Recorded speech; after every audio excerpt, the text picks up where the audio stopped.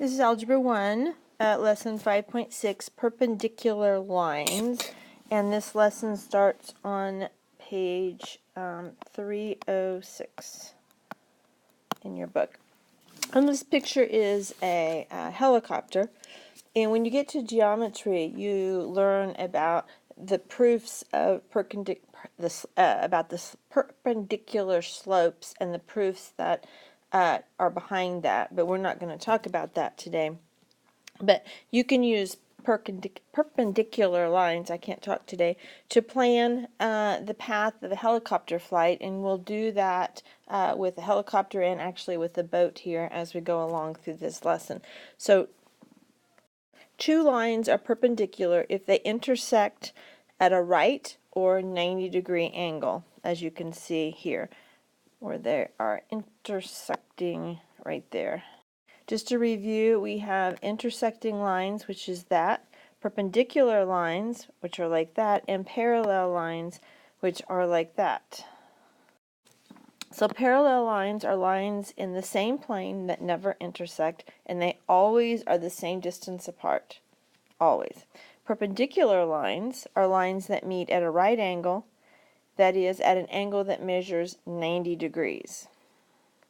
And I just saw this cartoon and I thought it was kind of cute. Lines that are perpendicular to one another intersect at a right angle. So the point where they intersect is always going to be a right angle. Now this is an important part of the lesson. Two non-vertical lines are perpendicular if and only if the product of their slopes is -1. So this whole lesson, we will decide that they are perpendicular if the product of their slopes, you take one slope times the other slope, ends up to be -1. Vertical lines are perpendicular to horizontal lines, and here you can see that that's what they are. And again, perpendicular lines are lines that intersect to form right angles. So if you looked at this, and this is just giving you the answer here, so not trying to figure it out. So the slope of the red line, it looks purple there, is -1/4. Again, that's rise over run. And what is the slope of the blue line? And it is 4/1. And perpendicular lines have a negative reciprocal slope. So if you know that you have two perpendicular lines, you have one of the slopes, you can figure out the opposite of that because it's just going to be the reciprocal. Okay, so my regular stylus ran out of charge last night, so I'm using my other stylus that has a clear disc on the end, and it's very hard it writes smoother, it does lines better, a little bit better, but it's hard to write. You'll see I can't really get it on a line. I don't really think either stylus, quite frankly, is very good, but so be it. Okay, example 1 on page 306 talks about how to identify perpendicular lines. And our task is to determine whether the lines are in fact perpendicular. So we're given the information that the lines have slopes of 3/4 and -4/3. And so I tried to draw them out the best I could. Here is my equation. Y equals 3/4x plus 1. And the blue line equation is y equals -4/3x minus 1. And so when we multiply them together right here, 3/4 times -4/3 is going to equal -1. And so we know that the lines are perpendicular. Again, it's that -1 that's the key factor here. So checkpoint 1, still on page 306, I'm just giving you references, so if you need to come back in your homework or you can't read a graph or something, you can look at it. Are these lines perpendicular? And so it gives us two equations right here. We have y equals 3x plus 2 and y equals -3x minus y. And we know that m is 3 here, because that's where the m would be. And over here, our m is -3. And why do we care about m? Because m is our slope. And you'll remember that when we talked about the linear models last lesson, and we've already had worked with slope-intercept form, we had y equals mx plus b. So we're following the same format up here. And that's how we know that the number before the x is m, and that means slope. So we're going to take the product. We're going to times this m by this m, this slope by this slope. And so we have 3 times negative 3. That's going to equal 9. That does not equal, that's negative 9. That does not equal 1. And so our answer is no, that's not a perpendicular line. The product of their slopes is not. It's not negative 1. So here's two more lines. We have y equals 3 over 2x plus 1 and y equals negative 2 over 3x plus 1. We see here that m here is 3 over 2, and over here it's negative 2 over 3. When we times them together, 3 over 2 times negative 2 over 3, we get negative 2 over 6, which equals negative 1. And important to note here is that you could have looked up here at these two slopes and saw that they were reciprocal of each other, and so that's automatically going to tell you that that's going to be a negative 1. And so the answer in this case is yes, these lines are perpendicular because the product of their slopes is negative 1. It doesn't look like, you can read my writing here, this is perpendicular. Okay. Just to go over our rise before run, and this is a really cool way to remember what number is on top. Rise before you run. You have to get up before you run. So it's rise over run. So that's something for you to remember. And there's just a little graphic here on that. You have to rise before you run. And again, I showed you, this is just to show if we had, if we started at 2, for coordinates were 2 and 2, then our rise was 3 over 4. We would have 1, 2, 3, and then we would go over 4, 1, 2, 3, 4, and our next point would be there. And I could draw my not very straight line right across through there. This is, again, the same thing. It shows the rise going up here, and then the run equals 3. So the rise equals 4, the run equals 3. And again, this is a positive slope because it's going towards this corner up here. Then in your example 2 in your book on page 307, it talks about how can you show that lines are perpendicular. And so it gives us 2 things to do. It says write in slope-intercept form the equation of the line passing through coordinates 2 and 5 and 4 and 4. And then the second thing it's going to ask us to do is show that the line is perpendicular to the line. So I mean, it gives us one line, and we have to figure out if this line up here where we have the coordinates is that perpendicular to this line. And this can be a little overwhelming, so just don't panic here. So here's how we're going to find the answer. First, we're going to find the slope, and remember that first we have to identify what x1 and y1 are. So I'm going to have x1 and y1 be 2 and 5, that first pair of coordinates, and 4 and 4 be the second pair of coordinates. And then I figure out slope. M equals y2 minus y1 over x2 minus x1. I plug in my numbers, so that would be 4 and 5, that's the y's, and 4 and 2 for the x's. And when I work that out, I have a negative 1/2. So we'll leave that there. That's going to be my slope. Okay. And the second thing we're going to do is write the equation of the line using point-slope form. And we can do that because we have 2 points. So y equals, and the formula for that is y equals y1, y minus y1 equals m x minus x1. So again, we write it in point-slope form, which would be y minus 5, that's the y1, equals negative 1/2, that's the slope from here, to x minus 2, and then we go one step further, y minus 1, we're going to add 5 to each side to get rid of the negative 5 and leave the y.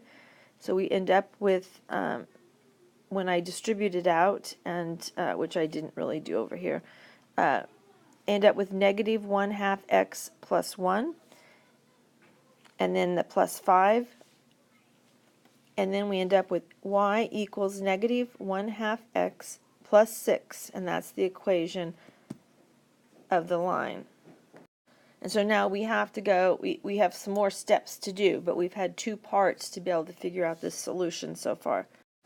You have to get the slope, then you have to write it in point-slope form. So in the first part of the example, we were told that the line is perpendicular to the line y equals 2x plus 1, and I circled the 2 because that's going to be the slope of that line.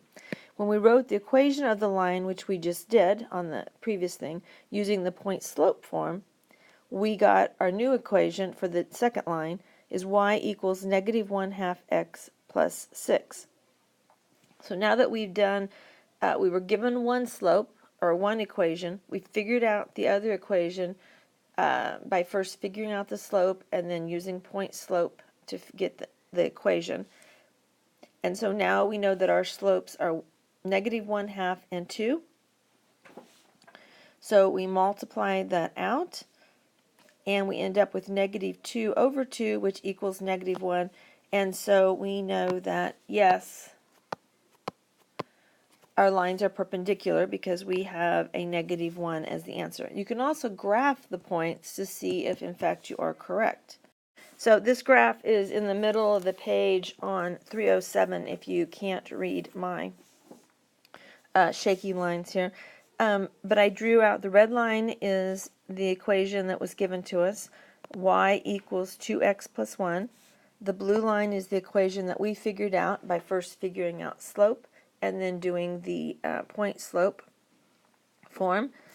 And my points that it gave to us was 2 and 5, and 4 and 4, which I graphed right there, or plotted right there. And it looks like, in fact, our line is a 90-degree, we have a 90-degree angle, so in fact, what we came up with looks correct. We can say that our lines are perpendicular. Now, on checkpoint number 3, which is at the bottom of 307, we are asked to write in slope-intercept form. So what we just did was in point-slope form, and now we're going to go and use slope-intercept form. Write in slope-intercept form the equation of the line passing through 1 and 3 and 3 and 6, and show that the line is perpendicular to the line y equals negative 2 x minus 5. So I have to figure out slopes, so I have to identify what plots or which points are going to be my x's and y's here. So I'm going to have for x1 and y1 be the 1 and 3 coordinates, and for the x2 and y2 I'm going to use the 3 and the 6. And so our equation for slope is m equals y2 minus y1 over x2 minus x1. That's going to equal, when I plug in my numbers from my points here, we're going to have 6 minus 3. That was 6 minus 3. And x2 is 3 and minus, there it is, 6. And I end up with 3 over 2, so that is my slope right here. And in the point-intercept, So now we're going to use the point slope form, which is y minus y1 equals m times x minus x1. If you happen to look up the point-intercept formula like on the computer at some point, you might see, and I'll show you later in a graphic, that it will have y minus y0 instead of y1 equals m times x minus x0. And the 0, you just replace the 0 with 1. It's just representing a given point there. So when we put our numbers in here, we have y minus 3 equals 3 over 2 times x minus 1. I distribute that out, and then I add 3 to both sides, and I end up with y minus 3 equals 3 over 2x minus 3 over 2 plus 3 over 1, which equals 6 over 2, which comes out obviously to be 3. Okay, I can't remember where I left off. Oh, hang on, I lost my little tip on my stylus. Hang on. Okay, I'm back. So, this is kind of hard because I squished this all in over here together. But basically, when we subtract, we add plus 3 to both sides. I have here the x 6 over 2. When I make so that both fractions are equal to add them together, I end up with negative 3 plus 6 and then 2 over 2. And I don't know why I have that 3 circled there at the moment. So we'll just mark that off at the moment.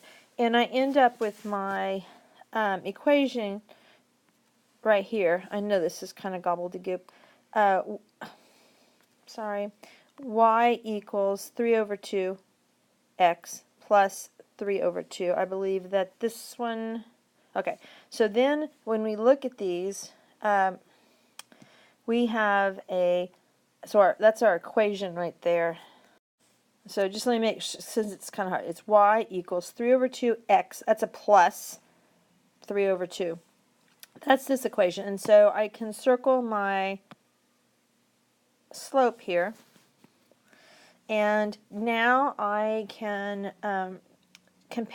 take the product of these two slopes, and I can tell just by looking that the negative, we have a reciprocal here, so it's going to end up to be, so hang on, we'll just go to the next page. And so when I write them out, this was right here, and I rewrote the equation neater. So this was the equation they gave us. This is the one that we just worked out for that line, and these are our two lines, and then we have our two slopes here, and then I multiply them together, and I get what I need to say that yes, these lines are perpendicular. Okay, I don't even know why I keep spelling that. I keep spelling perpendicular different. Don't know why.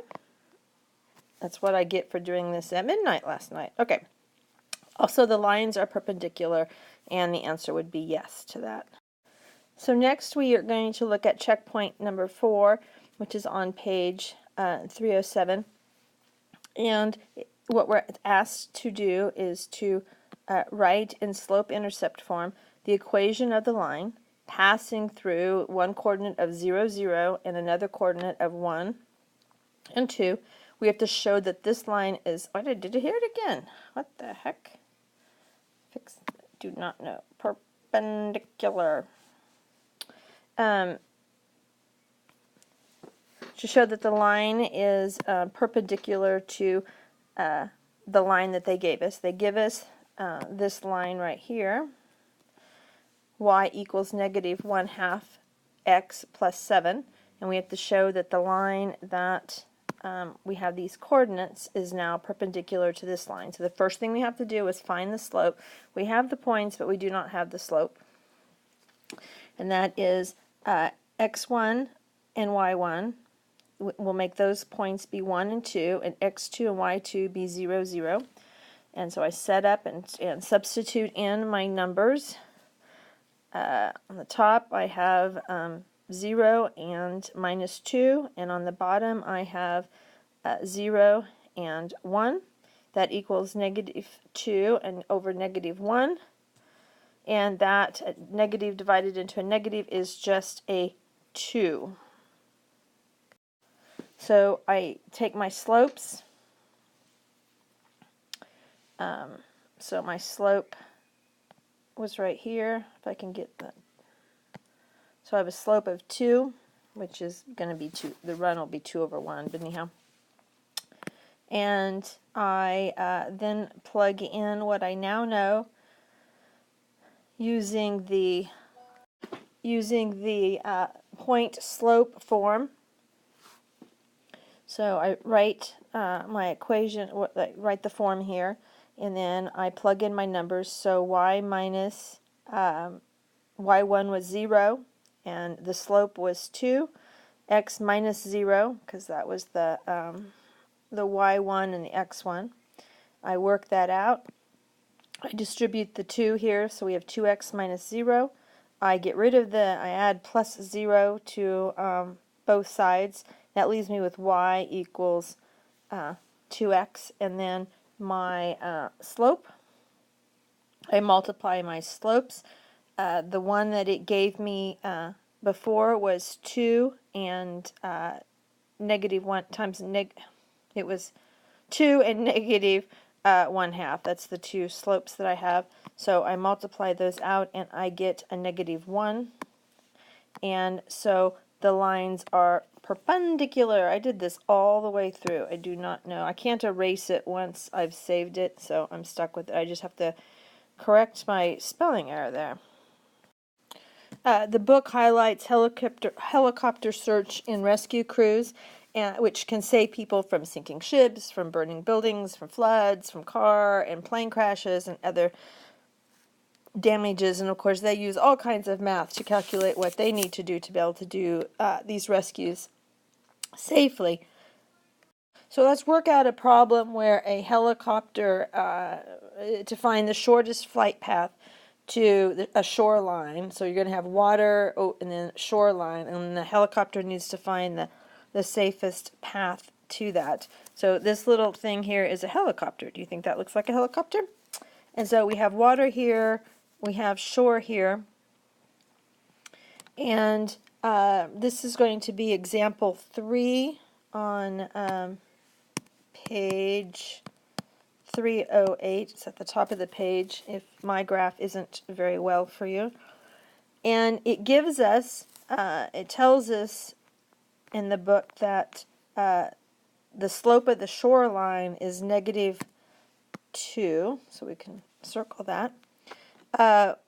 We can solve the equation by, using this slope right here, times m of the second line to get -1. So now we have to find the slope of I did it again, look at that. This is ridiculous. I think it's a pun on me since I can't spell last night. Okay, so what we have to do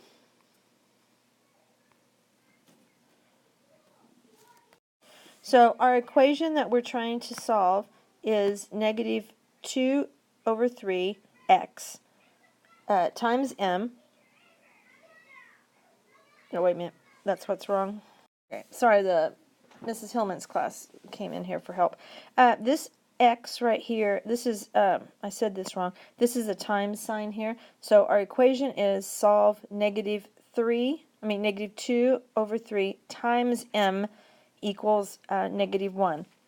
So to find, we want to find the slope of the perpendicular path. We have to multiply both sides because you want to get the m isolated here by -2/3. So you end up with -2/3 times m equals -1 times the -3 over 2. You can already, maybe you've already noticed then that we have well, I'll just hang on to that a second. So this m equals 3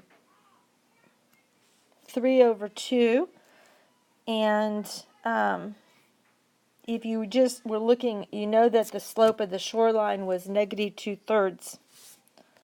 So we can already see that we're going to have the reciprocal, because we had, it gave us the negative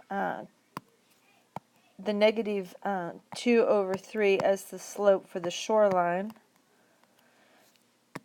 And we just found the slope for the water, so or the helicopter's current location. So we can see that that's going to be the reciprocal of each other. So the helicopter's current location is represented by x and y coordinates, which it gives us in the book, which is 14 and 4. We're going to write it in point slope form, which is y minus y1 equals m times x minus x1. And we'll sub in the 3 over 2 that we just found here for the m, the 14 for the x1, and the 4 for the y1. So that gives us y minus 4 equals 3 over 2 times x minus 14. I distribute that, so I end up with 3 over 2x minus 21.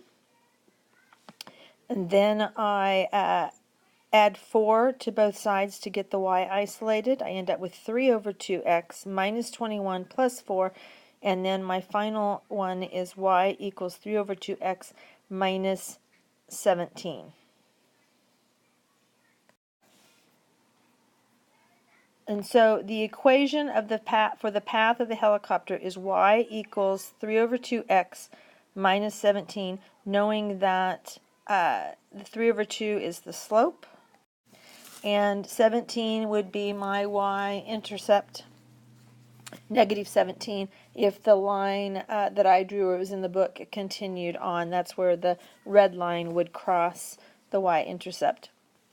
So again, the little tip here, I've already talked to you about it, was you have the original slope, find the reciprocal. In this case, it would be negative 2 over 3 would be, you'd flip it, negative 3 over 2. You take the opposite, which would be the positive, which would be 3 over 2. And the slope of the perpendicular line is 3 over 2. So if you know the slope of one line, then you can take, and you already know that they're perpendicular.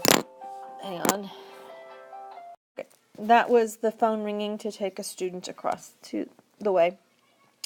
Okay, so again, this is the shortcut for finding the slope of what you already know is a perpendicular line. Now, in the example of checkpoint 5 at the bottom of 308, this time instead of a helicopter, it's a ship. And this right here is a ship. Looks like it, right? So you're in a ship, as shown in this graph, and you're trying to find the shortest path to the shore that is perpendicular to the shoreline. So it wants you to write an equation for this path. It gives you this equation, y equals 1/3 x minus 16 over 13.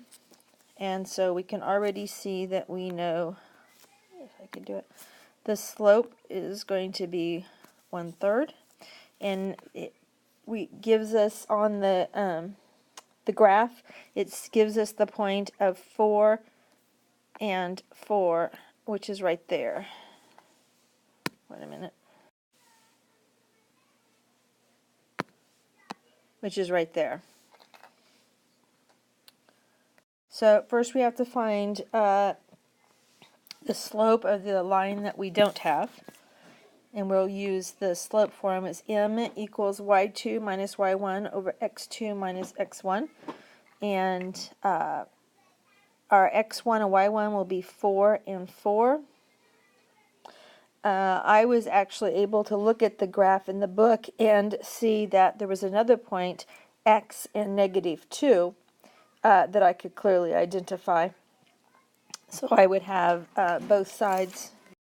And so when I plug in my values here for the x1, y1, x2, y2, I end up with negative 2 minus 4, 6 minus 4, 6, negative 6 over, and then I end up with negative 6 over 2, which equals negative 3 as my slope. I put it in point slope form, and I have y equals y1 equals m times x1, and I plug in my numbers for y1, my m, my slope, which was right there, times x times minus 4, and then I have y minus 4 equals negative 3x plus 12. I add 4 to both sides to isolate the y, and I end up with y equals negative 3x plus 16. And so this is my equation for the path to the shoreline for the boat. Okay, this is Benjamin Banneker. He's very famous. I'm sure you've studied him. He was responsible for surveying and laying out Washington, D.C. He was also an astronomer. He was a farmer. He was a mathematician.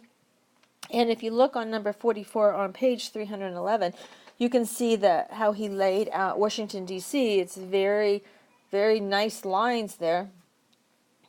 And my son, when he was at graduate school at Washington, D.C., although he still lives in D.C., he lived on 22nd Street, which is just, 6 blocks from the White House. And when he first got there, got into his apartment, it didn't have a shower curtain, and he was trying to walk to find somewhere because there isn't like a Target or a Kmart or anywhere to run to down there because it's the White House and all these big state buildings.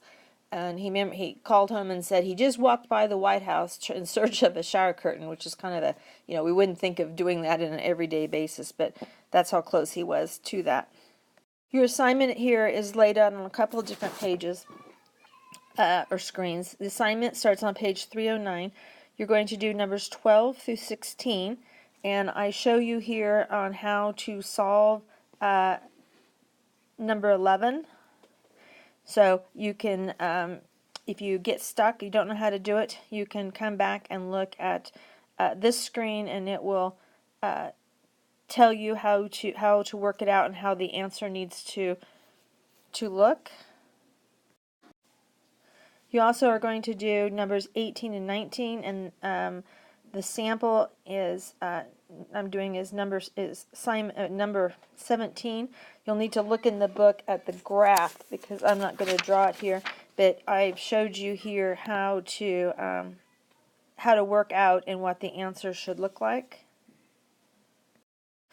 Then you will do numbers exercises 21 through 25, and I did a sample here of number 20 where I show you it gives you the coordinates, and I believe it gives you the equation of one line. You have to figure out the slope, and then you have to use the slope-intercept method to work it out, and then you have to take multiply the two slopes together to see if you get to -1.